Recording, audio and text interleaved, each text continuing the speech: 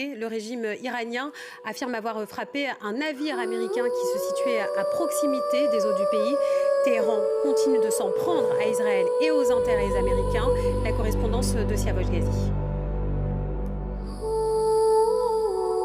Absolument, pas seulement cette attaque, il y a une série de revendications d'attaques contre Israël bien sûr, frappées à deux reprises au moins depuis la nuit dernière, et puis contre les bases américaines dans la région.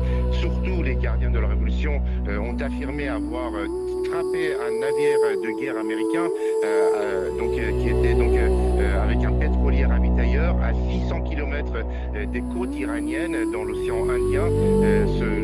Le communiqué affirme que les deux bâtiments sont en feu et on voit dans cette région un épais nuage de fumée dans cette zone.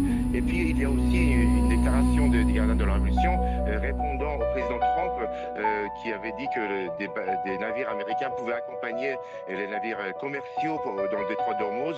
Les gardiens de la révolution ont dit il faut seulement écouter les ordres des gardiens de la révolution et ne pas tenir compte des autres déclarations.